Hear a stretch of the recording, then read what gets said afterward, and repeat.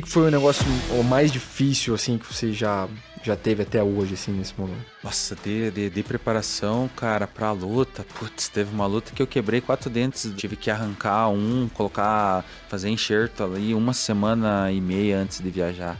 No UFC já? No UFC. Teve uma outra vez que eu tive uma fratura exposta no dedo do pé. Também, faltando 1,5 semana. Fui dar um chute. Putz.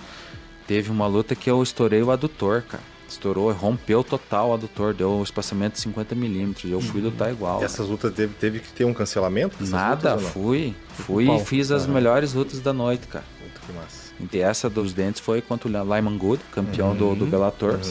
E fui lá e fiz a melhor luta da noite, cara. Na casa do cara. Entendeu? A outra do dedo quebrado eu lutei com o Max Griffin. Uma encrenca, fui lá e fiz a melhor luta da noite.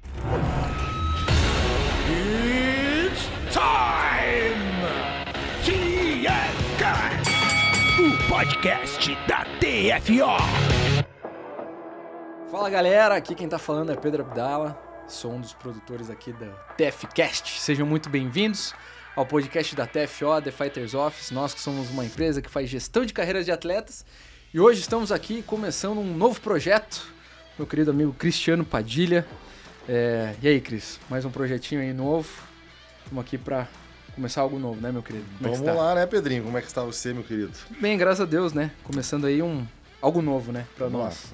Vai ser um desafio pra gente aí, mas com certeza vamos ter bastante papo, bastante história para contar. E com certeza o nosso meio aí a galera vai gostar bastante. Coisa linda. Sempre agradecendo também ao pessoal do Piá Podcast, que está em parceria aqui conosco e tenho certeza que vai ser uma parceria de sucesso. Tem uma pergunta para você, Cristiano Padilha. Conte. Você conhece Eliseu Zaleski dos Santos? Esse nome não me é estranho. Cara, esse aí é o famoso Eliseu Capoeira. Que seja muito bem-vindo, Eliseu, aqui no nosso podcast. Prazer estar aqui com você, meu irmão. Como é que você tá? Tudo bem? Pô, tranquilo. Quer dizer, mais ou menos, né? Um pouquinho nervoso. Cara, muito obrigado, Pedro. Muito obrigado, Cris, aí, pelo convite, né? É o primeiro TFCast, então, cara, uma honra aí estar podendo fazer esse primeiro episódio aí com vocês. E, cara, no mais, tudo 100%, graças a Deus. Coisa linda, precisava começar bem, né, Cris? Com certeza. Começar com o nome de peso, né? Pô, o cara ele não fica nervoso, você vai ficar nervoso aqui. Sair na mão é fácil pra ele, né, cara? Mas vamos lá, Eliseu. Começando aqui já, cara, dando um start aqui no nosso podcast, querido. Conta um pouquinho aí da tua história, como é que era o pequeno Eliseu lá no sítio de Francisco Beltrão. Quem nasce Francisco Beltrão, o quê? Beltronense. Beltronense. Então, Beltronense. Um pequeno Eliseu Beltronense, o que ele queria quando era criança, como é que acontecia? Conta um pouquinho da tua história pra gente aí, querido. Então, sou de natural, né? De Francisco Beltrão, interior do Paraná, mais especificamente no sudoeste do Paraná, né? Perto do oeste catarinense ali. Meus pais nasceram lá também, meus avós vieram do Rio Grande, né? Na parte da minha família, da minha mãe, são poloneses, vieram, né, da guerra, toda aquela história. Ficaram no Rio Grande e aí migraram ali pro Paraná, né, atrás de terras, de promessas de terras, e realmente na época tinha, né, essa conversa de que o Paraná tinha muita terra e era muito barato. Então as famílias começaram a migrar de Passo Fundo, aqueles lados ali do Rio Grande, né, e foram para Francisco Beltrão, na região ali do sudoeste. Na época era outro nome, se não estou enganado era Clevelândia, né, e depois que foi dividido ali os municípios. O meu falecido avô, pai do meu pai, foi pioneiro, né, ele contava as histórias que na época ele cortava as Taquarussu lá, né, e então ele que se desbravou ali, ele e o pai dele, né, com os irmãos. Eram famílias grandes, né, não baixava de 12 filhos, né, então, e precisava, né, na época para trabalhar, né. Então eu nasci em Francisco Beltrão, mais especificamente no interior de Francisco Beltrão, já era interior do Paraná. Mais interior ainda, numa comunidade que se chamava Linha Obold, né, se chama Linha Obold até hoje. Né, hoje eu tenho uma casa na comunidade lá também, mas é uma comunidade no lado do Divisor, né, se chama a comunidade do Divisor, que é onde moravam a minha mãe e a família dela. E nasci lá, tenho 6 irmãos, mas são tudo meio de pai e mãe diferente, né? Morei com com a minha mãe. Até os 5 anos morei com meu pai e com a minha mãe, aí teve uns problemas, se separaram, morei uns 3 anos com a minha mãe, voltei a morar com meu pai. E, cara, com 9 anos de idade, eu estudava num colégio na cidade, numa escola primária na cidade, e abriu uma academia, cara. Abriu uma academia na frente do ponto de ônibus onde eu esperava para voltar pro interior, para minha casa. E, cara, eu sempre quis treinar karatê, né? Via os filmes do Van Damme e tal, né? Que era o xodó na época, né? Era a sensação, né? Dragão Branco. Cara, eu queria fazer karatê, só que não era uma academia de karatê, era uma academia de capoeira. Era uma academia de capoeira e eu via aquele barulho toda vez e tal. E falei pro pai, eu quero fazer alguma coisa, quero fazer uma arte marcial. E abri uma academia na frente lá do ponto de ônibus, onde eu espero lá e tal, pra ir pra casa. Ele falou, cara, vamos lá, vamos ver qual é. E se tu gostar, beleza. E daí fui, tal, olhei todo aquele clima, o pessoal cantando, jogando, pô, uma alegria assim, bacana, todo mundo descontraído. Ele falou, cara, é isso aí que eu quero. Bora. Com quantos anos isso? 9 isso anos? Com 9 anos. E ele me matriculou eu e mais 2 primos. Né? Me matriculou junto com ele já para ter essa companhia. E na época também esses meus primos moravam com a gente, lá ficavam uma temporada no sítio. Então serviu de companhia para poder treinar e trabalhar e tal.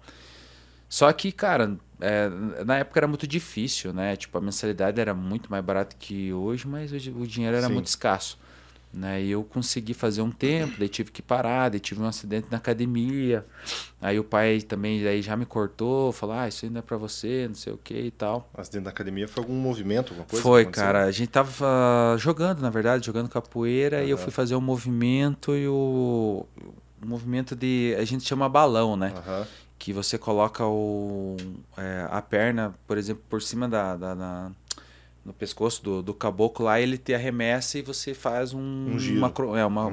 Uma acrobacia. Sim. E ali eu errei, né, cara, a acrobacia, e acabei caindo com a cabeça no piso e puxa, né, ficou uma bola. Fiquei malzão, assim, um bom tempo. Mas hospital nada, né?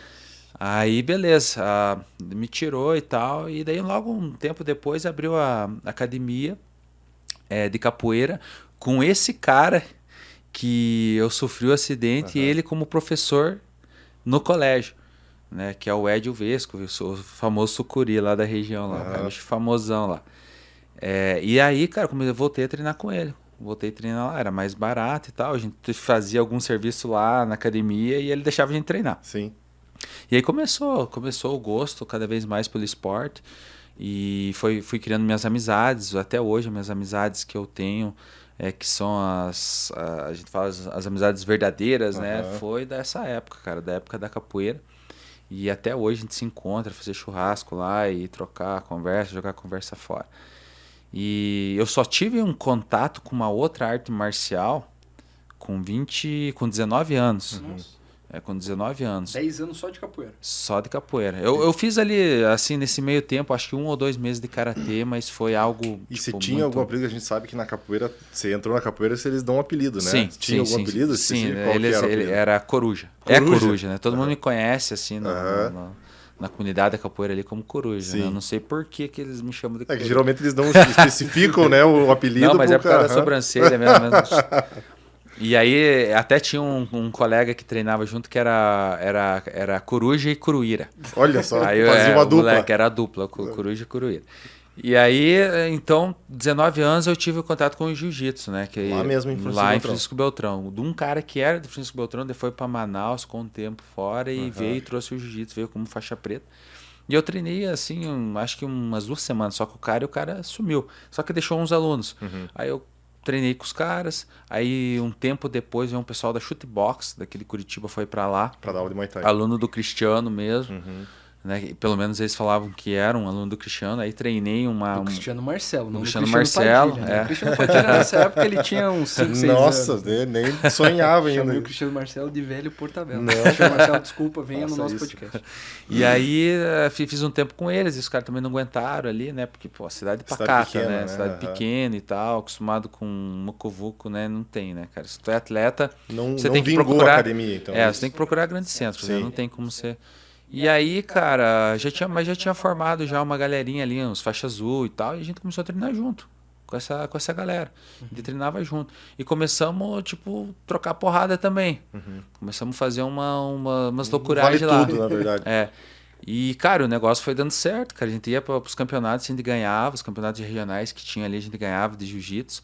E aí abriu um centro de detenção lá em Francisco Beltrão, e daí veio uma galera de fora, pessoal mais específico de Ponta Grossa. E foi um cara que era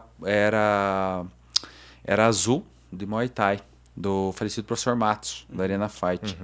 E que o nome dele é Anderson Pires. Sim. Esse rapaz foi pra lá.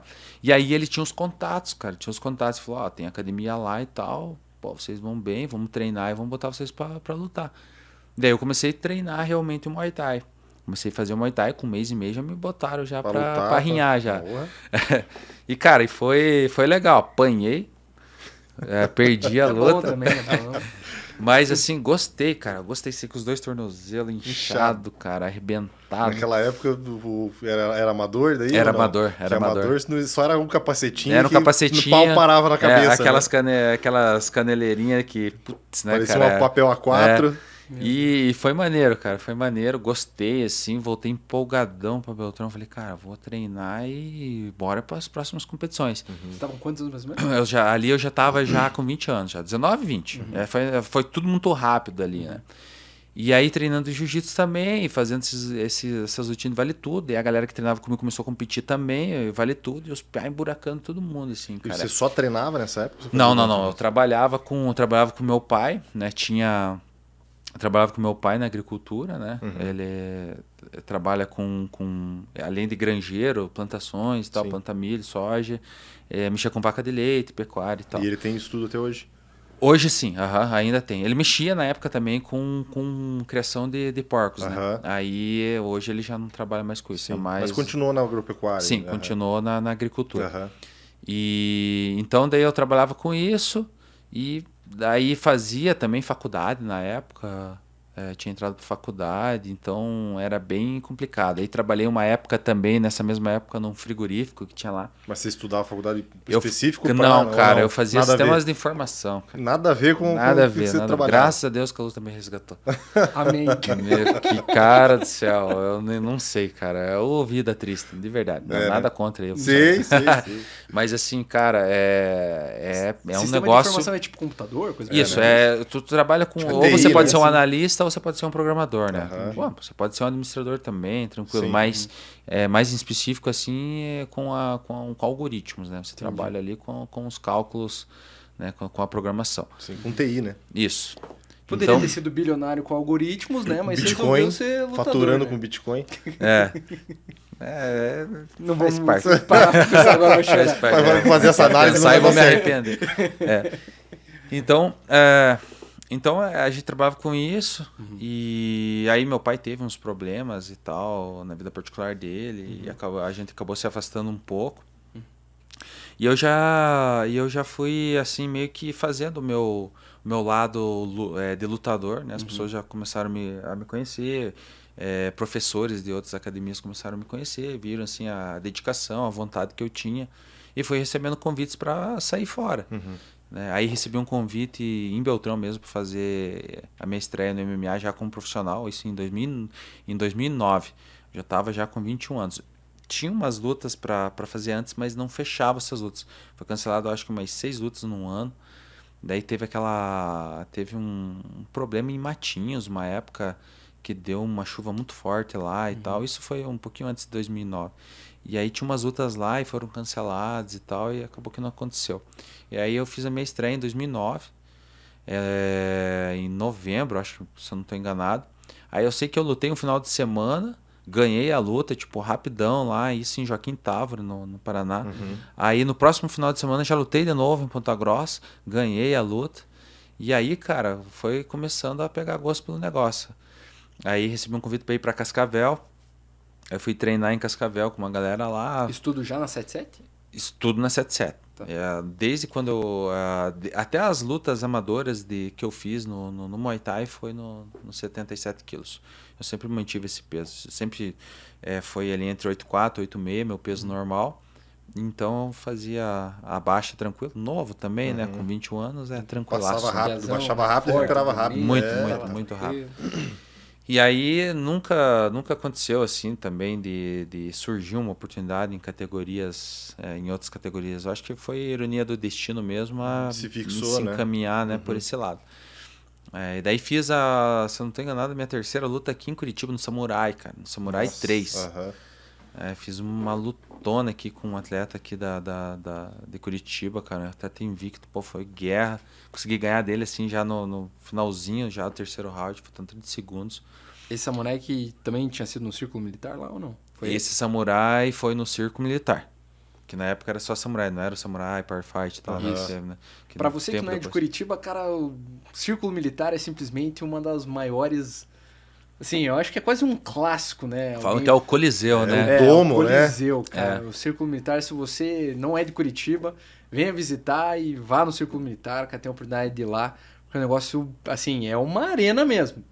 Tem que ter muita coragem ou até um pouco de loucura pra entrar lá e Ainda mais fazer os eventos acontecer, daquelas né? épocas, Porque ali eu acho que cabe mais ou menos umas 4.000 pessoas, talvez por aí, até acho mais. que Só que ela tem um Uma energia. teto, um teto assim de metal que quando grita, cara, é um estouro, assim, é um negócio realmente um mini caldeirão ali, né? Então, Exato, cara, sensacional, assim. Eu acho que foi a primeira luta mesmo que eu tive num lugar onde o pessoal respirava a luta. Sim. Né? Que até então, tipo, tinha lutado, mas assim, com galera mais social e tal, pessoal, bastante gente sempre no ginásio, mas tu vim pra um lugar onde realmente, cara, só fera brava, né, cara? Só cara bom ali, acompanhando só equipe boas. Cara, foi E sensacional. você ainda não treinava em Curitiba nessa Não, época? ainda não. treinando Ainda fora. eu tava em Francisco Beltrão, daí fazia meus camps às vezes em Cascavel. Mas eu sempre tava em Francisco Beltrão por causa da família e eu ajudava uns amigos que lutavam na época. E eu ia para ajudar no camp deles. E eu fiquei nessa transição até 2010, quando eu conheci o Cristiano Marcelo num evento que teve. Né? Isso eu já tava já com 6 lutas já profissionais já. E conheci o Cristiano num evento. E troquei uma ideia com ele, né, cara? Falei, cara, sou muito teu fã, acompanho sempre a academia e o dia que eu puder ter uma oportunidade, que se me der uma oportunidade, eu vou conhecer a academia e eventualmente fazer parte do cartel, né, né, do plantel de lutadores ali. Ele falou, cara, quando você quiser, pode vir, só me ligue antes, será muito bem-vindo. Ele simplesmente falou isso. E, cara, falei, mano, já abriu a porta pra mim. Sim. Aproveitar a oportunidade. né? Vou meter o pé, vou pegar minhas coisas aqui na outra semana, tô aí. Meu irmão, E as já portas avisei. estão abertas, irmão. E já falei pra ele, então, cara, me dá 2 semanas só pra ajeitar minhas coisas e tô indo. Bah. E, cara, me bolhei, né, que a gente fala lá em Beltrão, me bolhei, fui lá, peguei minhas coisas lá, levei pra Beltrão e vim, cara, fiquei uma semana fazendo teste ali Na cara e na coragem mesmo. Na cara e na coragem. Só bicho brabo na academia, cara. Só bicho brabo. No mesmo lugar onde é a CM hoje ainda. Exatamente, no mesmo lugar. Cara, foi uma semana de terror, pânico e agonia, cara. Foi assim, tipo, aonde dividiu mesmo os homens dos meninos. E a galera, todo mundo ficou assim também, cara, impressionada, pela, né, muita pouca técnica, né, em comparação aos caras, imagina.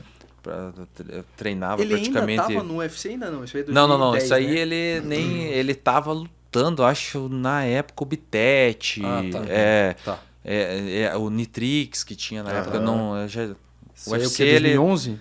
ele entrou em 2012, eu acho, no UFC, né? Quando eu fui, foi em 2011. Comecinho em 2011. Pegou bem ali. Ele não tinha entrado ainda. Não, ainda não. Aí, cara, eu falei... Ele chegou e falou, e aí, gostou? Eu falei, cara, é isso aí que eu quero pra minha vida. Tô indo para casa só pegar o resto das coisas aqui. Se tu deixar eu vir para alojamento, eu tô vindo aí. Falou, então pode vir que as portas... academia mesmo. Ele falou, então pode vir que as portas aqui do alojamento É isso aí. tá aberto para você, para Tá você ficar contratado. aqui e fazer parte da CM System. Falei, let's go, né? Falei, vamos lá. E, cara, estamos aí até hoje. Estamos aí até hoje. Muita gente passou, muita gente saiu, muita gente ficou. Cara, é uma história muito árdua dentro daquela academia ali, junto com o Cristiano. Muitas histórias que a gente teve, que ele sabe. Cara, e tanto ele quanto o Zulu, na época, fazia parte. O Felipe, que é meu compadre. Ele é padrinho do meu filho. Então, assim, a gente, cara, criou muita história e muita afinidade, assim, né?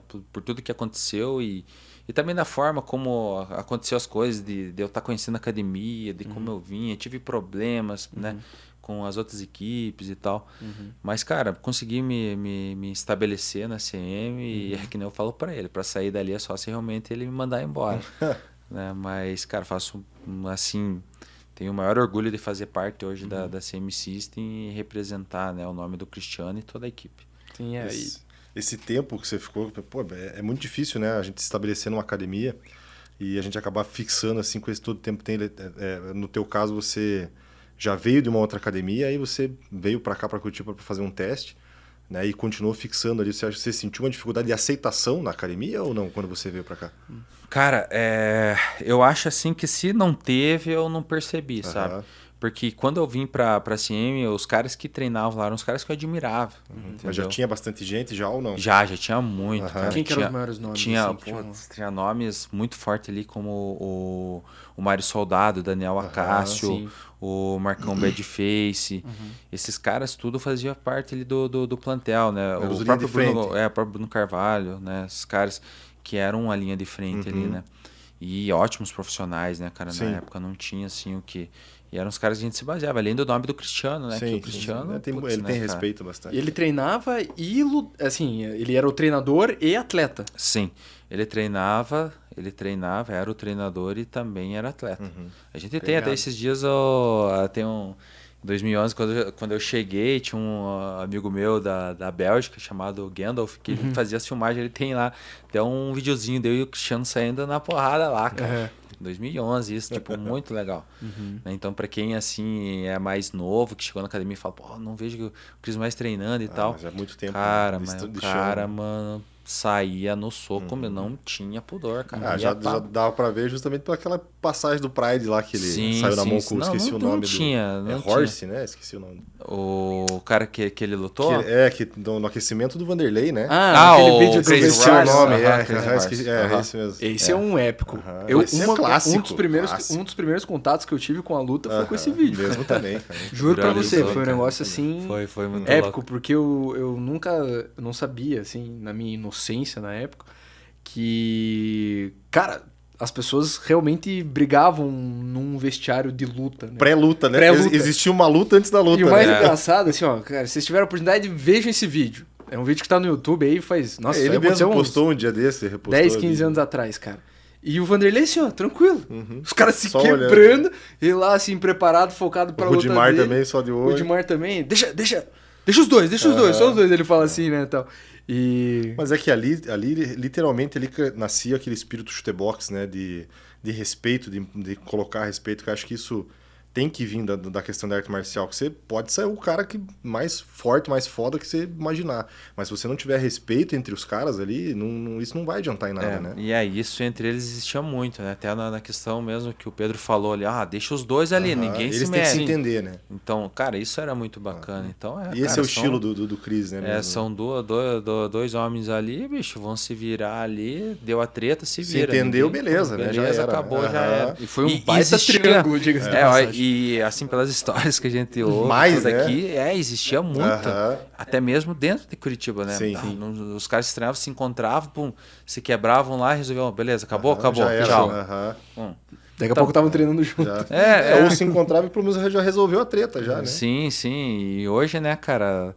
Não sei, graças a Deus que não tem mais isso, né? De certa forma, né? Sim. Assim, eu olhando, né, por um lado mais crítico, assim, e pelo incentivo do esporte, Não é porque legal, hoje né? A mídia que o UFC mesmo trouxe, né, de trazer mais arte marcial para um lado mais comercial também, assim, que você pode colocar num lugar que, pô, imagina, o UFC hoje muita gente assiste, inclusive criança, né? Sim. Então, se você trouxer isso pro lado da realidade que era de antigamente, hoje as crianças não vão assistir mais, não vai deixar praticar uma atividade física, uma arte marcial, né?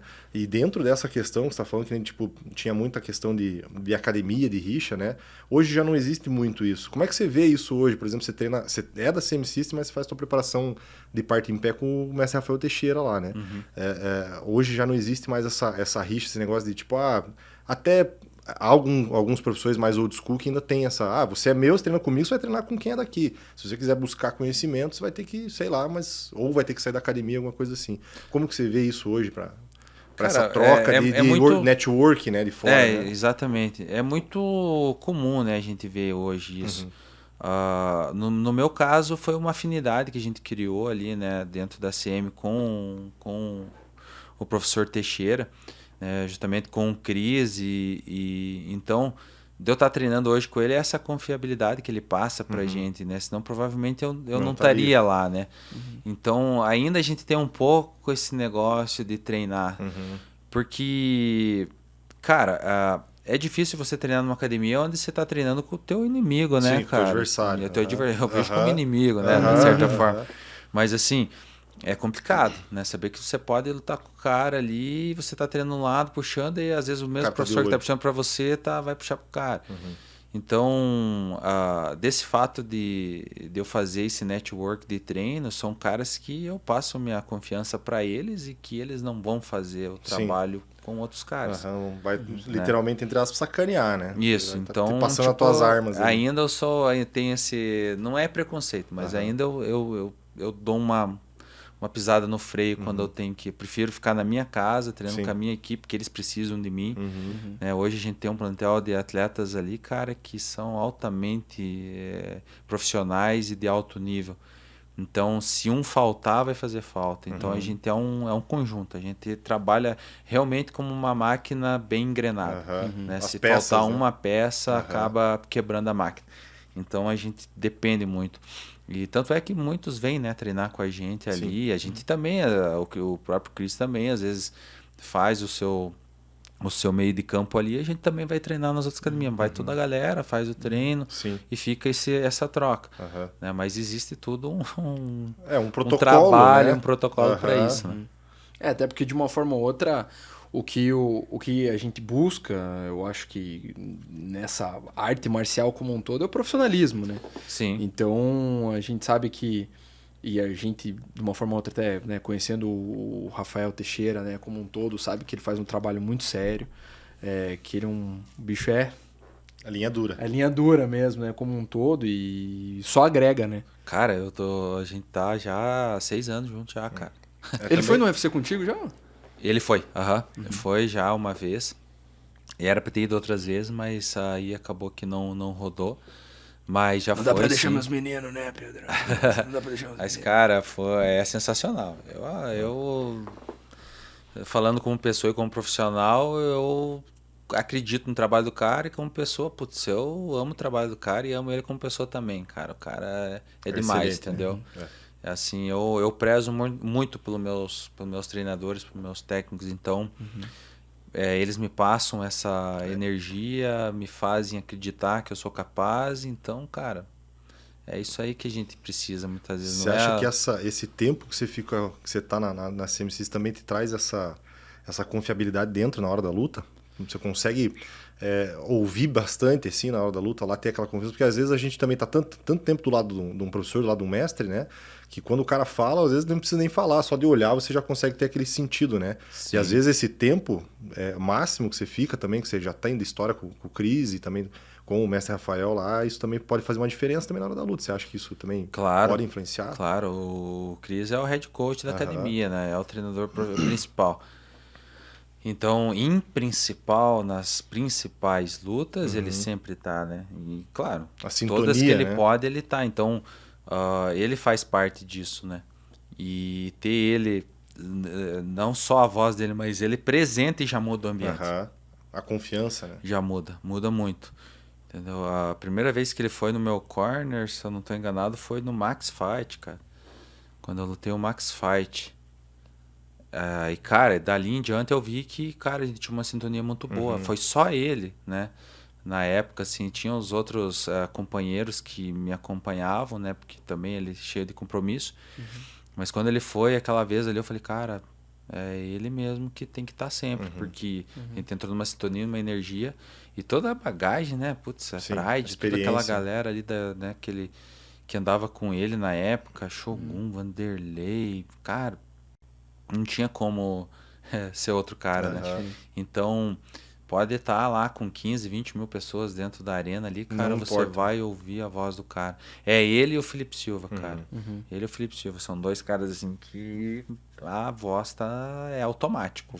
Falou, fez, falou, fez, falou, fez. E essa luta do Max Fight foi... Bom, você já estava aqui em Curitiba, foi depois dessa luta do Samurai? Como é que foi depois esse começo de transição já em Curitiba?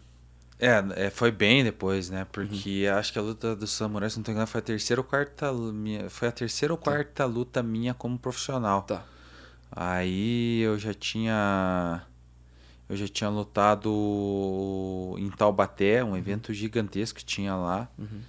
Aí eu lutei. Isso na CM, né? Sim. Isso na CM. Agora eu não vou lembrar de todas as 6 lutas que eu fiz antes de vir. Mas aí eu lutei uma vez em Londrina também, antes de vir pra CM. Mas quando eu cheguei na CM, a primeira luta foi em Taubaté. Tá. Eu lutei em Taubaté, daí eu lutei o Max Fight. Aí eu lutei o Amazon Fight. E aí eu voltei pro Max de novo. Aí eu fui pro Spartan, em Itajaí, que era um puta de um evento lá também. Sim. E aí dali foi pra... Eu fui pro Smash. Aí do Smash fui pro Django. Django. Daí fiz a minha carreira ali dentro do Django e entrei pro UFC em 2015. No Django você conquistou um cinturão, no Django, Sim, né? fiz, tava indo pra minha terceira defesa já de cinturão. E aí eu recebi o convite, né? E como é que foi quando você recebeu esse convite do UFC? Você já avisava isso? Você já ia pro UFC? Sempre Já. foi a meta? Cara, eu acho que é difícil, não é porque a gente é lutador, não é porque a gente vem, às vezes, de uma situação difícil que a gente tem que não estabelecer metas, né? E a luta, normalmente, o que eu vejo, assim, são a maioria dos atletas entram com uma oportunidade de mudar de vida. E se tu for ver, cara, é o esporte mais barato que tem, é onde realmente você pode mudar de vida. Sim. Só que é uma peneira muito grande, cara. E ela vai afinando, e às vezes você vai ficando e é difícil chegar. Então foi um objetivo, era um passo que eu tinha. Quando eu fiquei sabendo que eu ia entrar no UFC, cara, foi algo, putz, né? Eu falei, cara, mais um objetivo alcançado, fiquei muito feliz, mas não foi algo que me deixou fora do padrão. Eu falei, não, agora eu tenho um outro trabalho lá dentro, que é me manter lá dentro e mostrar quem é o Eliseu Capoeira lá dentro do maior evento do mundo. Sim. Né? Tanto é que fiz uma luta muito boa a primeira, mas perdi, meio que controvérsia. Né? E aí emplaquei 7 vitórias consecutivas lá dentro. Né? Isso é muito também, a gente percebe que muito, às vezes acaba parecendo meio tradicional, entre aspas, assim, né? O lutador brasileiro se destaca aqui, aí chega no UFC, dá aquela sentida e... eu tive uma situação dessa com um lutador no UFC também, como fui treinador, que a primeira luta dele também foi bem controvérsia, né? Ali o resultado ficou claro que a luta seria para ele, né? Por pontuação, mas acabaram cedendo a luta pro cara da casa. Você acha que isso pode trazer também uma negatividade quando você entra no UFC? Porque, primeiro assim, quando você entra lá, você sente o impacto, né? Porque eles te tratam totalmente diferente da realidade que a gente tem aqui dos eventos nacionais, né? Então, às vezes, isso também acaba pesando pro atleta também, porque lá você é tratado muito bem. Muito, né? você é estrela. É, estrela, exatamente. Você é estrela. Outra língua, né? Você já começa a escutar uma outra língua. E você sente essa tratativa deles, ela pode afetar psicologicamente também o cara? Cara, eu vejo 2 pontos muito importantes. Né? O primeiro que é essa questão de vislumbrar, sim, mas mais do que os outros falam, do que a mídia fala e você acaba absorvendo. Sim. Isso aí te prejudica. Porque lá dentro não é nada diferente. Entendeu? Não é nada diferente. O que muda é a angulação das câmeras. Sim. Só isso. E uma das outras coisas principais é a questão de realmente você chegou ali e fala, não, só queria isso aqui. E morreu o sentimento, né? Entendeu? Você chegou e acabou. Chegou e acabou. Então, muitos dos lutadores têm isso. Por quê? Porque é tão difícil chegar lá. Cara, se acomoda, né? Antes de até entrar no UFC, cara, eu vi muito cara bom. E até hoje eu vejo muito cara bom nadar e morrer na praia. Por quê? Porque, cara, aquela tal ironia do destino, que, sei lá, não era pro cara ou o quê, mas, cara, atletas que são muito bons, que você fala, cara, como que esse cara não tá no maior evento? O que aconteceu, né? O que aconteceu? Entendeu?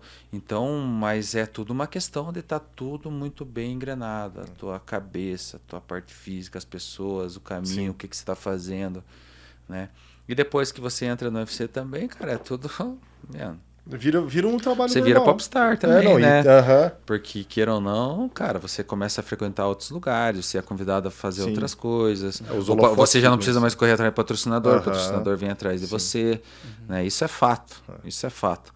Né? Então, basta você saber Administrar tudo administrar e chegar. Você sabe que aquilo é importante, Uhum.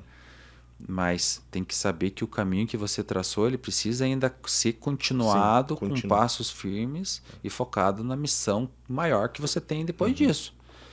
Né? E que, como eu tinha falado antes, se você entrar lá dentro é muito difícil, se manter lá dentro É pior ainda. E, cara, por que você vai perder uma oportunidade que ela pode ser bela lá dentro, você pode fazer uma carreira, né? E daí, putz, eu venho lá de Francisco Beltrão, onde eu consegui pôr o nome da minha cidade no mundo, cara. Hoje, se você fala do Zé Capitão, que é Francisco Beltrão, onde Francisco Beltrão, lá no sudoeste do Paraná, o pessoal já sabe onde que é. Então, cara, pensa, entende? Então, tipo, eu sei que isso serviu de muita motivação para os outros atletas, não só da luta, mas de outros esportes e também do trabalho, de saber que se acreditando e levando a sério, fazendo as coisas com foco, você consegue, cara, não importa de onde você é. O que importa é o que você sente e o que você quer. Né? Então, isso é muito importante, ter objetivo, fazer um planejamento. E eu acho que uma das grandes loucuras, eu acho que do UFC, eu não sei se você teria isso, mas talvez eu teria isso se eu fosse atleta, era, por exemplo, assim, cara, Bruce Buffer chamando o teu nome. Você se olhando no telão, entendeu? As pessoas... E isso nos Estados Unidos... Bom, aqui em Curitiba quase ninguém fala com ninguém, porque nós somos meio frios mesmo, né? Os caras falam, lá, o fulano. Eliseu lá, tá, não vou nem falar com ele. Nem vou chegar perto. Nem vou chegar perto. Mas você sentiu esse primeiro impacto como um todo, principalmente no sentido de que, cara, às vezes os americanos vão, cara, pô, posso tirar uma foto com você? Nesse primeiro impacto. É claro que hoje você já tá há 8 anos no UFC, já acostuma, sem dúvida nenhuma, é uma coisa que, pelo menos eu acho que acostuma. Mas esse primeiro impacto, cara, é uma coisa que você olha e você fala assim, cara... Cheguei. Uhum. Cheguei. É uma coisa que... Porque, cara, a gente sabe que no UFC... Cara, eu, pelo menos, acho que não tem bobo. Ninguém chega lá de graça. Assim, e ainda mais no 7-7. Que é uma categoria... a mais concorrida, né? Cheia de gente. 70 e 77 são as mais concorridas. Hoje é o 77 é mais concorrido. Então... Enfim, mas assim, você sentiu isso como um todo? Falou, cara...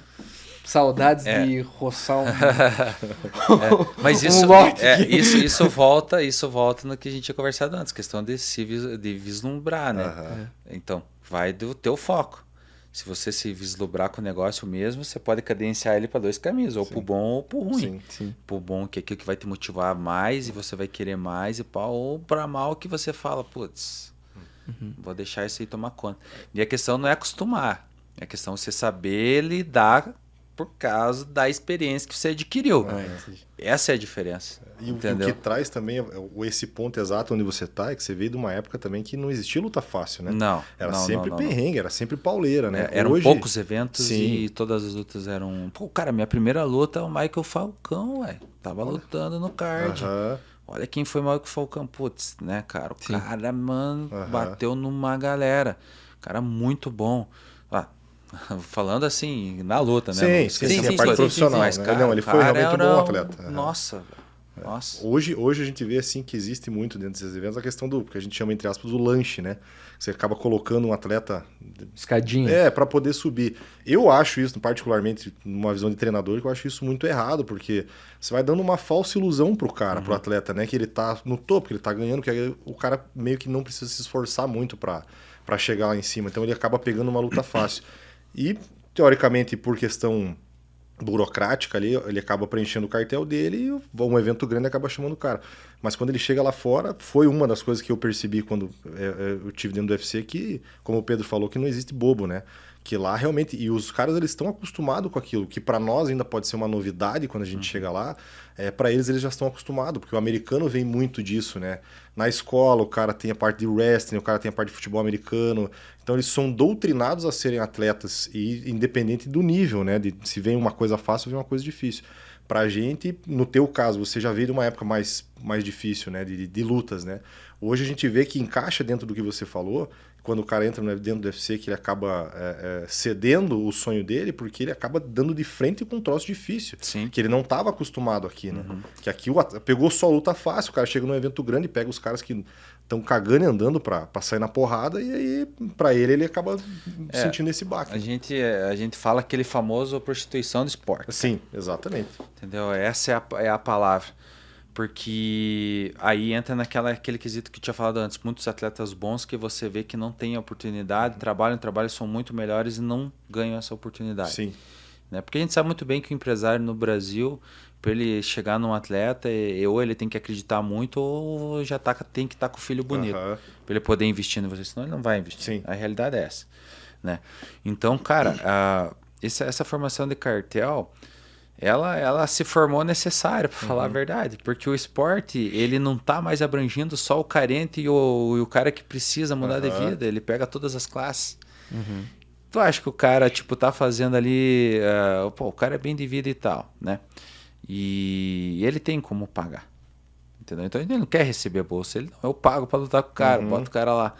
E eu quero estar lá famosinho, o cara quer achar alguma forma, não, eu sou lutador também. Só que daí tu começa a se igualar com esses caras, porque quem é leigo e quem não conhece a história, acha que você é a mesma coisa que o cara. Sim.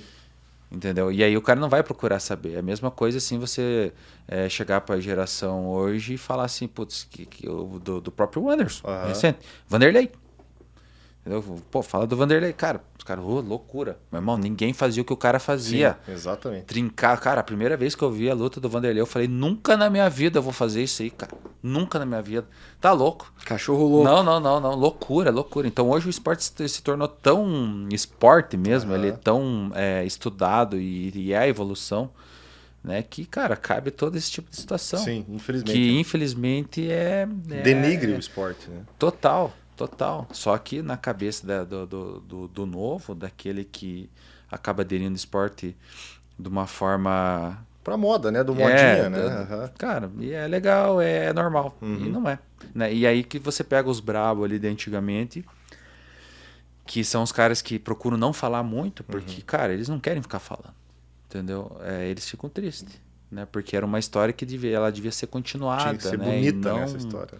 Né, ter sido cortada e invadida, né, de uma forma tão horrível, né? Porque... e às vezes também eu acho que é interessante a gente conseguir discernir o que é, eu acho, né? O que é a luta escadinha e o que não é uma luta estrategicamente boa para um atleta, né? Às vezes tem que saber também diferenciar um pouco isso, porque eu vou fazer minha estreia no profissional. Eu não vou lutar com o Eliseu. É um disparate muito gigantesco. Na verdade, é um que a gente fala verdinho pra ele. Né? Mas eu já tive no outro lado. Já tive várias vezes no outro lado. E sem saber. Sem saber. De professores meus me colocar lá e falar, vamos levar o frango lá. Vamos levar o lanchinho pra você, o cara bater. E pegar o cara da cidade... E se o pegar cara lá difícil. e o cara, putz, uma pica lá, o cara com 30 lutas lá e falar, vem aí, pode ir. Nem sabia que ia fazer a luta principal, arena lotada, e chegar lá, meu irmão, nossa, cara. Falei, putz, velho, você não sabe onde que eu vim, né, cara? Sabe o que eu tive que passar, a fome que eu passei, as dificuldades, tudo que aconteceu. Toma. Vai, entende? Então, tipo, é tudo assim. Também o porco torce o rabo. Sim, né? lógico. Até hoje, assim, né? a gente já vai entrar mais pro, digamos, o atual, né? Agora, atualmente no UFC. Mas nessas lutas que você fez no UFC, e vou dizer até hoje, mas assim, essas coisas ainda voltam na tua cabeça ali no momento de preparação, de vestiário, O que mais passa na tua cabeça? Porque a gente conversa com muitos atletas, eles falam que eles odeiam o vestiário, né? Os caras falam, cara, o pior momento é o vestiário. Dá uma diarreia, dá isso, dá aquilo, então não sei o quê. Você gosta? Gosto. Eu gosto de cada momento, cara. Gosto de cada momento. Tem um tempo assim que eu não me sinto muito. Não é que eu não me sinto bem, mas é que é uma época sofrida. Que é tipo 2 a 3 semanas antes da luta, que é onde a gente realmente está fazendo a corta, um corte drástico e um reajuste na dieta, e o treino ainda está muito intenso. E a forma que você lida com os treinos te proporciona uma grande probabilidade de lesão. E foi onde eu tive as minhas maiores partes de cirúrgicas, tudo foi nessa época. Então, assim, não é um trauma, mas é algo assim que eu tento, tipo, que me deixa realmente... Eu preciso ficar preocupado. Né? Então, eu mudei. Hoje já não acontece mais isso. Eu tive que mudar essa situação. Eu tive que sentar junto com o Cristiano, junto com o Rafael Carvalho, que é meu preparador físico, parte de estratégia também, com o Felipe, com o Teixeira, e a gente simplesmente fala, não é a hora de nós fazer isso. Vamos fazer isso aqui agora, porque tá dando errado. Você tá indo bem, mas tá indo, mais de 60% quebrado. Não vamos fazer. Vamos fazer isso aqui e vamos chegar na mesma coisa. Cara, então, assim, eu curto, cara, cada momento, porque eu tive os meus perrengues na minha vida profissional.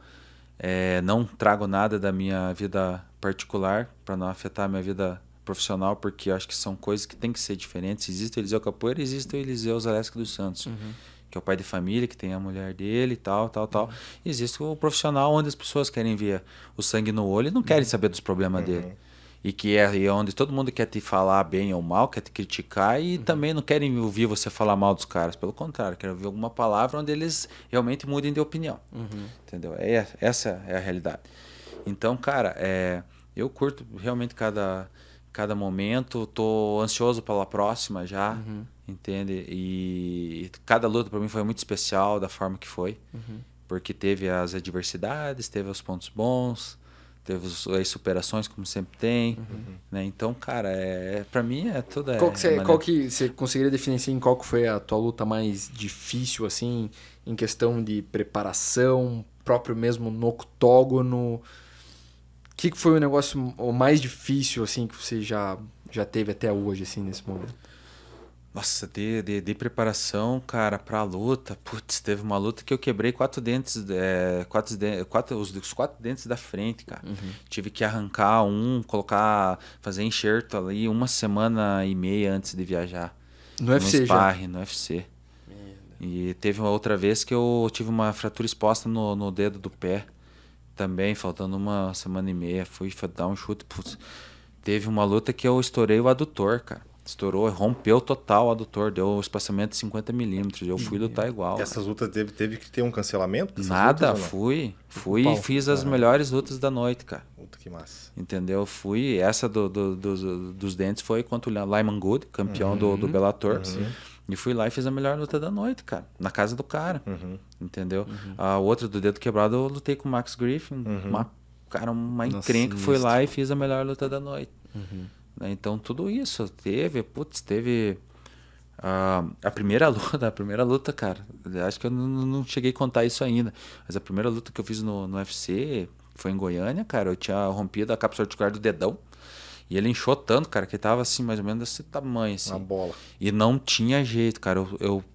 Eu dormi a semana inteira sentado numa poltrona porque eu não conseguia deitar, que começava a latejar. Eu esquentava uma bacia de água, colocava o pé dentro e daí dava uma aquecida e, cara, todo mundo preocupado, cara. Falei, meu Deus, não vai dar.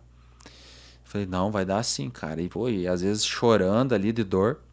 Aí peguei uma agulha. Já no hotel? Já no hotel. Peguei uma agulha e falei, quer saber, eu vou furar tudo esse negócio aqui, vamos ver qual que é. Fui lá e furei tudo o dedo. Aí esvaziou aquele líquido sinovial, dava aquela aliviada e beleza. Aí dele um pouco inchava de novo, furava de novo. Tanto é que depois da luta fui direto pro hospital, fiquei quase mais de 2 semanas com dreno no pé pra sair a pus, daí que tinha inflamado tudo. Mas e essa luta daí, qual que foi o resultado? Essa aí eu perdi por Foi a primeira, por foi a conta, estreia. foi a primeira. Estreia. E em algum momento, assim, você falou que ia dar, mas assim, teve que meio que convencer lá, acho que provavelmente já o Cristiano, né, nessa tua estreia, a falar, cara, não avise os caras, não vamos cancelar. Porque o UFC ele tem essa questão de, obviamente, a preservação do atleta. Tem, se eles saberem, eles não deixam. Não deixam, né? Não.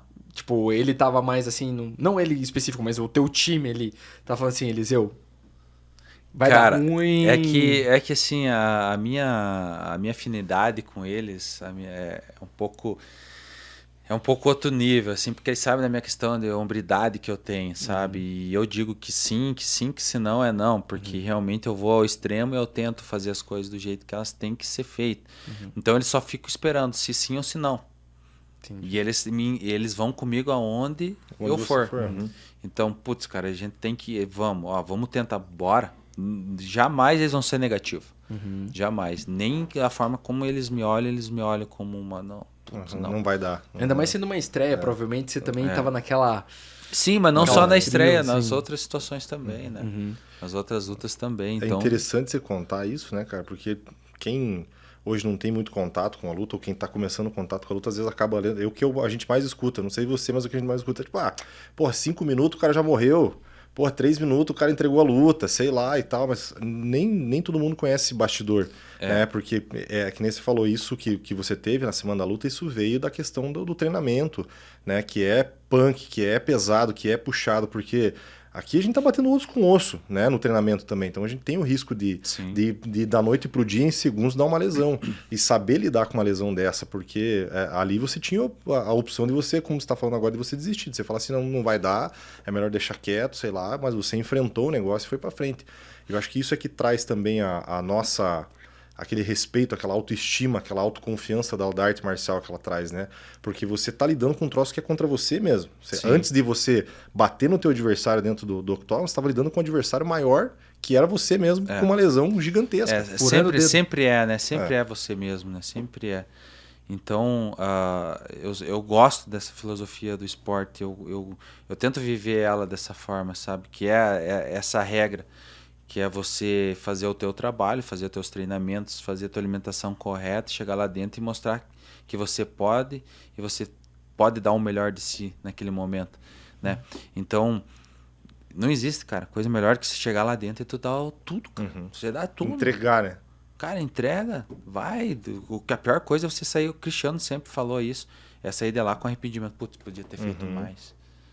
Entendeu? Cara, pode não ter sido a melhor técnica, pode não ter sido a tua melhor performance, mas se você entregou, cara, se em nenhum momento passou aquela... Não, vou... Cara, já passei por muitas situações de, cara, falar, putz, cara com chave encaixada, com indal, e cara, a vontade e coração falar mais alto naquele momento, né?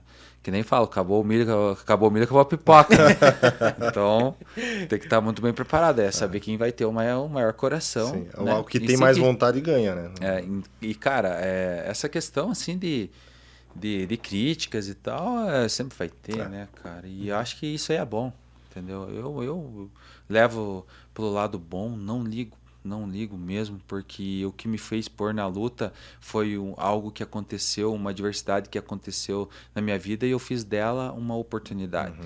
Né? Que é aquela história de que o cavalo selado passa, você tem que aproveitar. Cara, eu tive que pegar ele no meio do mato, adestrar o lazarento, selar ele, mesmo assim ainda bambeia para ficar em cima. Ficou chucro ainda. Então, tipo, é tudo questão de cada um, que realmente tem gente que tem muita sorte, cara. Tem. E não se liga que tem não isso. Não aproveita, né? Não aproveita, e às vezes aproveita e fica, assim, pega aquilo ali e fica... se contenta com o que não tem. Não se contenta, entendeu? Tipo, não se contenta com a oportunidade. Então é muito importante, às vezes, a gente como atleta se basear também um pouco na história do companheiro. Sim. Né? Tem caras ali que estão comigo também desde 2011, Geraldo, hoje o Miau tá um pouco já depois, aí o Psidia do Jiu-Jitsu, mas são caras que acompanham a história, né? Daí teve a outra galera que acabou saindo, mas é os caras mais antigos que tem ali hoje. Aí vem, né, o Bufa, acho que é o mais antigo também hoje. Cara, são caras assim que conhecem, sabem, acompanham, né? Então o respeito assim que tem pela história e dentro do tatame. Essa energia também dentro de uma equipe grande, né? Que a gente vê isso que nas equipes grandes que a gente tem aqui em Curitiba como exemplo mais próximo, né? a gente vê que essa energia é só quem está dentro também de uma academia dessa para poder entender. Mas é tanta estrela, é tanto cara bom treinando junto que ninguém quer ser mais do que ninguém.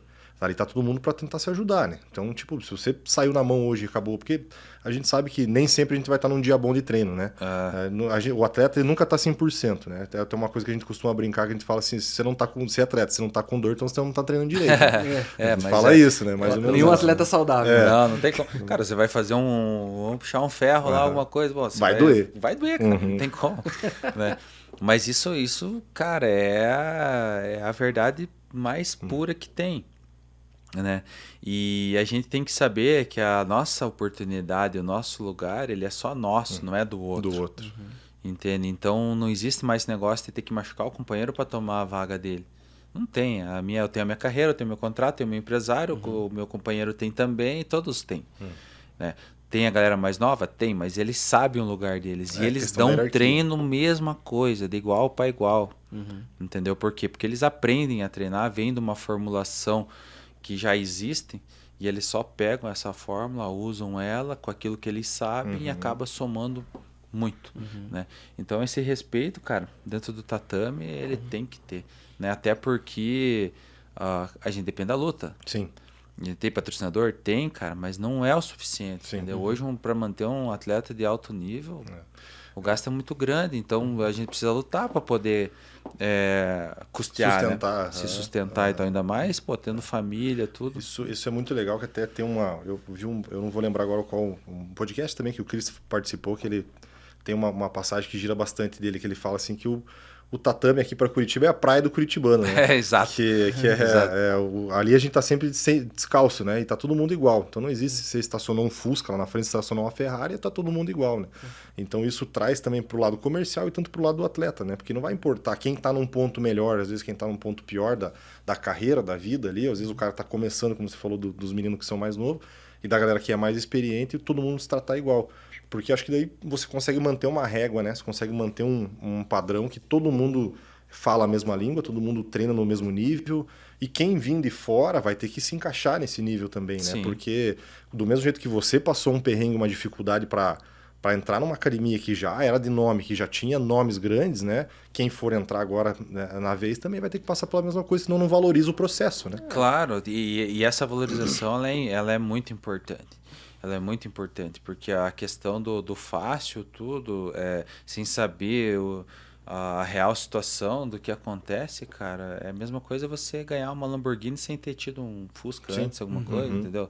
Você não vai saber a diferença. Não. Sim. Até porque lá no Cristiano Marcelo, imagine, vamos dizer, os nomes fortes dele hoje. Obviamente o Eliseu, mas tem Matheus Bufa, Matheus Scheffel, né? Mas o Bufa, que até final de 2022 estava disputando o título do PFL lá, aquele título do milhão. Tem o Miau, que acho que estava no Brave, né? Campeão, foi campeão mundial. Foi né? campeão mundial do Brave. Na época, gaúcho também, né? Campeão do Brave no Sim, mas que é um monstro, um chão impecável.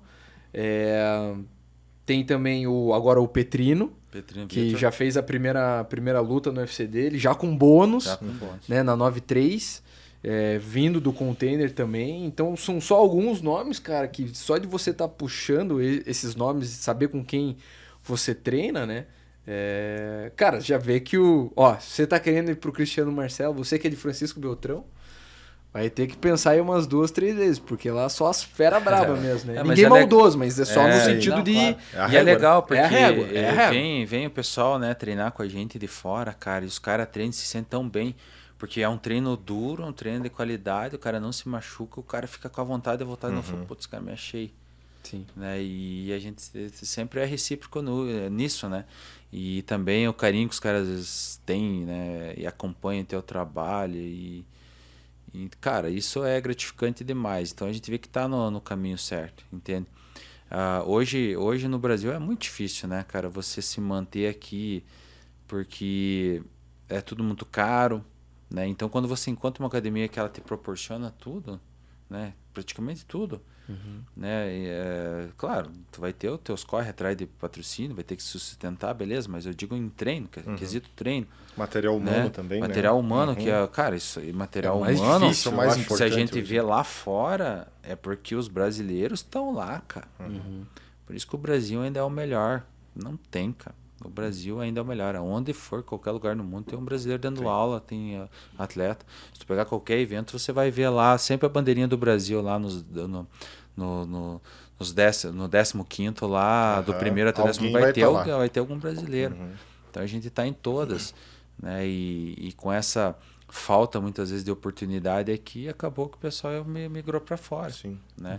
Mas a gente sabe muito bem que o Brasil ainda é o melhor lugar para se viver. Você... Só basta mudar algumas coisas, claro. A gente teve recentemente a questão da pandemia também, que afetou muito para quem é autônomo, para quem é atleta também, porque isso ceifou muito os eventos, né, de público e tudo mais. Como é que foi para você, cara, treinar nessa época de pandemia? Como é que foi lidar com essa questão de pandemia? E você teve dentro do UFC que foi feito no meio da pandemia, né? Se não me engano, né? Foi o UFC, ele voltou, né? Foi o primeiro evento esportivo, né, a voltar, né, na pandemia. Cara, foi triste porque... feliz, assim, pelo, né, em particular, porque, cara, atleta contratado do UFC, foi o primeiro evento, né, a voltar. Agora, olhar todos os teus companheiros, cara, sem trabalho e vindo, né, dos eventos e dependendo da luta e não ter, cara, e não saber quando que ia voltar, cara, foi triste. E aí eu me peguei, assim, numa situação onde que até, tipo, fiquei meio... não desanimado com a questão profissional, mas desanimado de uma certa forma, assim, de falar, putz, cara, será que eu mereço, né? Tipo, toda a galera aí... Então, teve uma crise de consciência mesmo. Tive, cara. Eu sempre tenho, né? Eu coloco mesmo o fardo nas costas, assim, e chamo a responsabilidade, sabe? Então, cara, foi triste. E aí, quando me chamaram pra lutar, cara, a gente se isolou em 4 atletas lá na CM lá, a gente treinava lá fora, num canto lá, cara, só a gente ficava junto, só nós lá. E esse foi o de Abu Dhabi ou foi o do Brasil que teve aqui também? Não, foi o de Abu Dhabi. O do Brasil, quando teve o último no Brasil, eu lutei também, né? Mas ali ainda não tinha entrado a pandemia. Entrou acho que um dia depois. Ainda estava meio no meio termo. Na sexta-feira já estava com a condição de lockdown ali e no sábado teve. Daí rolou o evento e depois rolou, fechou. Mas não teve público. Sim. Aí quando voltou, foi o 252, eu acho, em Abu Dhabi, que eles isolaram a ilha lá. Aí, tipo, teve todo esse processo para poder fazer a preparação e muitas vezes, assim, denunciado também, cara. A gente foi denunciado uma vez lá, a gente tava batendo, né, treinando. Aí bateu lá e tal, fiscalizou, eles estão fazendo. Aí a gente explicou toda a situação, como que tava, ali... Aí os caras não notificaram e tal, mas, cara, bem complicado. Cara. A gente não conseguia treinar, cara. Treinava, tanto é que quando eu fui pra lá, ficou 2 dias em São Paulo, se eu não estou enganado, em quarentena, eu treinava meu técnico, os técnicos em cada um num quarto, eu treinava pela tela da TV, cara, espelhava o celular, ele passando ali, eu... ar-condicionado, perdendo peso. MMA online. Cara, 10 dias antes, tipo, 10 dias antes da luta, cara. E foi assim, daí chegar lá, ficar mais 2 dias, daí até que... Isso você pesou no teu psicológico, tipo, cara, talvez de confiança? Ou não, porque todos estavam passando aquela situação, entendeu? Então eu tinha que ser mais forte para poder dar o meu melhor. Então isso não me pesou e eu sabia que ia acontecer com todo mundo. Poderia ser que uns a mais, outros menos, né? Porque a gente, no meu caso, não ia lutar com um brasileiro. Mas, cara, não me pesou em nenhum momento, não. Sabia muito bem, estava muito bem organizada a questão de dieta e treinamento, né? E na época viajou eu, Cristiano, Felipe e o Rafael, o Rafa Carvalho, meu preparador. Então, um cara muito bem. Ele montou muito bem os treinos ali, cara, e foi muito essencial ali para eu chegar na... Essa foi tua última luta no UFC ou não? Não, a última luta daí foi em outubro de 2021. Ou 2022. Não, 2021, outubro de 2021. Que daí foi em Abu Dhabi também, né? Que daí eu lutei contra o francês lá. Depois dessa luta já teve a questão da suspensão, né? Daí eu tava me preparando para lutar em abril, em Las Vegas. Aí teve o caso daí da suspensão. Né? E hoje, assim, cara, como é que você tá sentindo? Porque hoje a tua suspensão, se não me engano, acaba em abril agora, né? Não, Ou foi já em março, acabou? Já fechou, já acabou. fechou. Como é que você se sente? Você ficou nesse período da suspensão, ficou um ano? É um ano isso? Ou não? É um ano, deu um ano certinho. Um ano você ficou.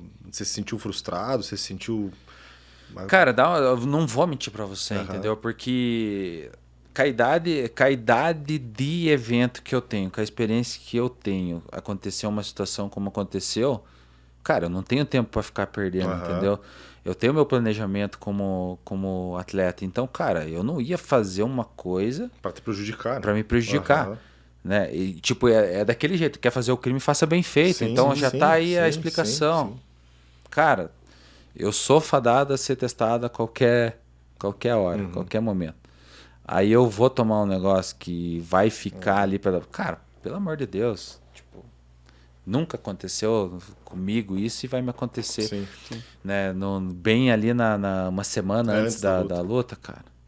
Não, tá louco, né? Então, Com toda a tecnologia que o Usada Aham. tem ainda, Sim, como um todo, sim, né? sim, Tipo, sim. O cara tem que ser Então- muito burro, né, cara? não, cara, eu fiquei, não acreditava, cara, de verdade. Quando o meu empresário ligou e falou assim, eu falei, não pode. Cara, assim, eu ia embarcar, tava arrumando minhas malas pra embarcar no outro dia, Meu pra ir Deus. viajar. Uhum.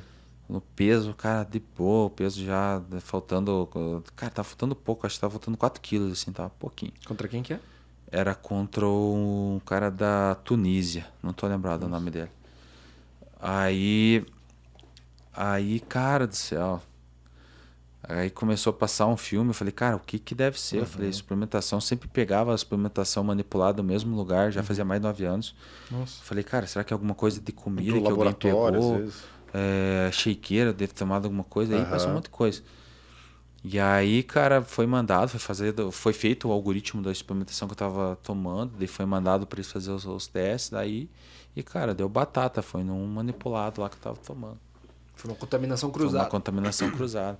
Aí foi feito o teste e todas as cápsulas deram diferença, né? Uhum. E aí dá mais a comprovação da contaminação Mas cruzada. isso também não reduziu também a suspensão, Não né? reduziu. Não reduziu nada, tive que pagar quieto. Né? E daí esse tempo assim foi um tempo que tive que pensar muita coisa, né? Isso aí dá uma largada ou não? Não, cara, nenhum momento pensei em Mas largar. foi bom pra refletir.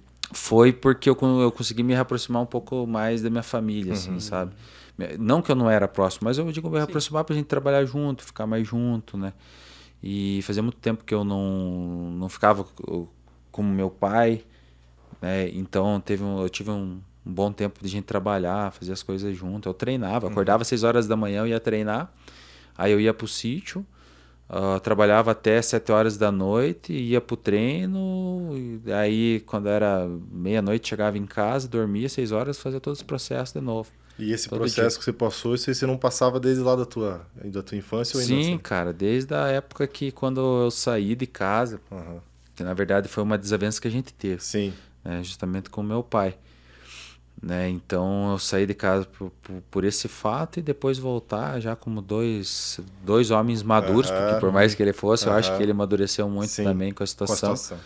Né? E ele sempre fala, né, cara, que nunca foi a favor, né, de eu lutar, mas ele Até foi. hoje? Não, hoje tá. ele mudou, Aham, né, tá. a ideia, né, porque ele viu assim a dedicação e como que era, né, ele passou por processos quando de camps de luta junto, acompanhando, e ele viu como que era. E ele foi essencial em 2 fases assim da minha vida, né, cara.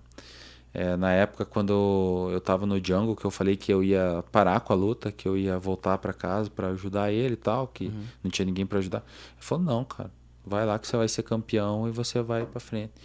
E, cara, não deu outra assim, Que o mexe, cara, né, cara? e Quando foi. o pai e a mãe falam, é um... E daí, e também numa outra passagem que teve, pouco tempo atrás ali, que foi essencial. Então, assim, eu digo que ele, por mais que tenha os defeitos, tudo, né, cara, mas ele é um cara que é exímio, né? O cara teve câncer, teve um monte de coisa e com 63 anos, tá agora, 62, 63, e trabalha que nem um doido, cara.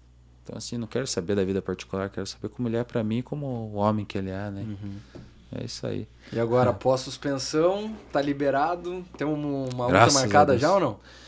Cara, estamos na expectativa aí para a partir do mês que vem, né? Até junho tem que sair alguma coisa, né? Até achei que iam me chamar ainda esse mês de março, mas muito em cima, assim, né, cara? Eu fui liberado agora na primeira quinzena.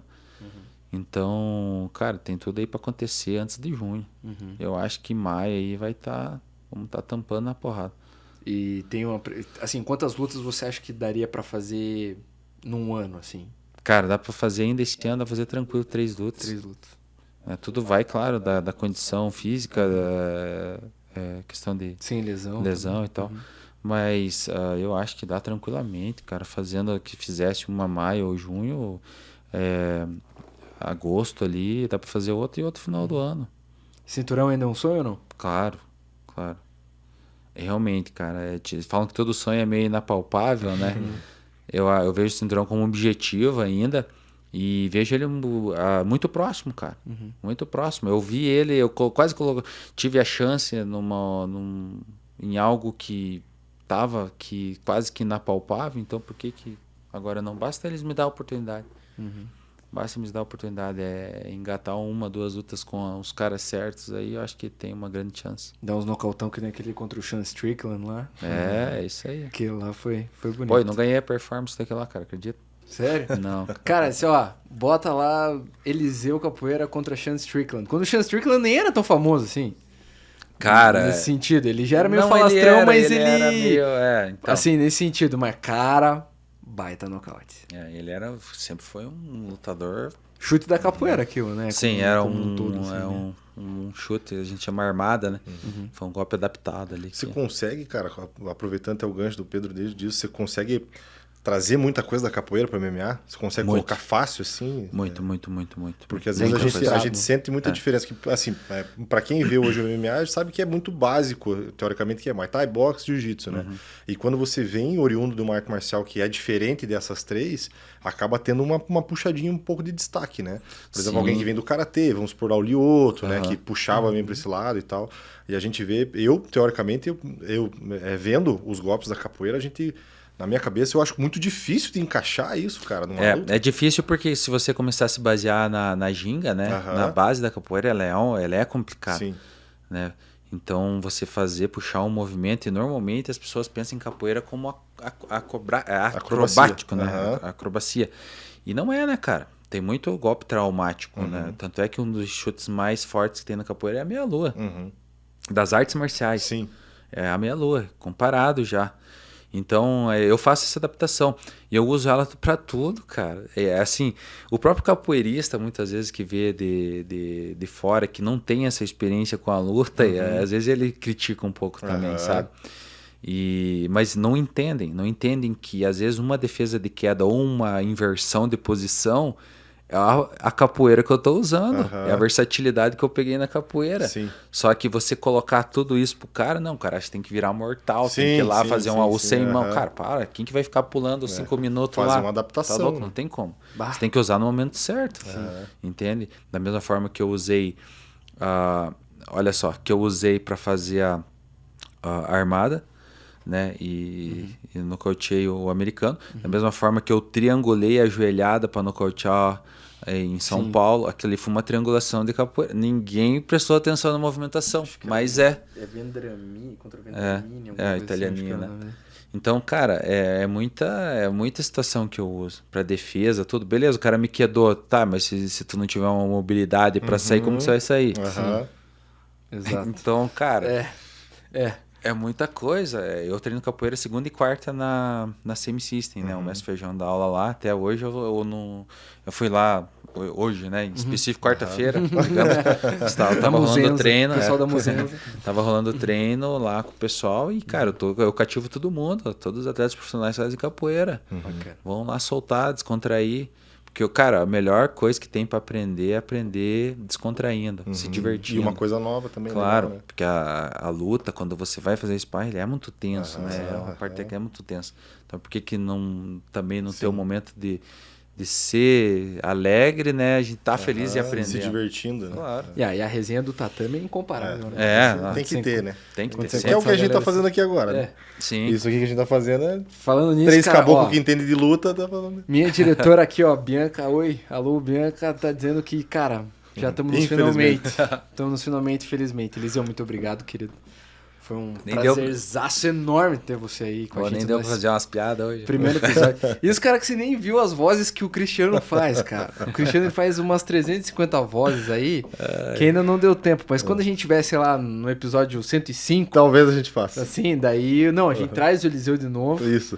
Assim, Eliseu, ó... Agora está na hora Com de o mostrar. cinturão. Agora tá... oh, com certeza, cinturão. né? Com certeza. Se ele der essa moral pra gente, né? Quem sabe. Daí, né, vai sabendo. Mas enfim, querido, obrigado mesmo aí. Obrigado por nos ajudar a dar esse start nesse projeto nosso aqui da TFO como um todo. E, cara, que Deus te abençoe muito de coração. A gente realmente espera que, mesmo depois dessa suspensão, né, injusta aí, que Deus possa ter feito um novo ciclo na tua vida, que eu tenho certeza que fez, cara, e agora vamos pra cima aí, sem dúvida nenhuma, cara, a gente quer comemorar esse título aí com você daqui a pouco tempo, faltam poucas lutas. Como já diria meu irmão, nunca esteve tão perto. Isso aí. Acho Cara, que- eu só tenho a agradecer mesmo por você, ao Cris, a toda a equipe da TF Cast, o pessoal da produção aí pelo convite, cara, muito bem recebido. Pô, vocês são sensacionais, são curitibanos, mas né, cara, conversam legal e tal. Dá pra você pegar. Apesar que Não fica fechado. o Chris, ele é meio de Irati, você sabe? Ele tem um pezinho Irati.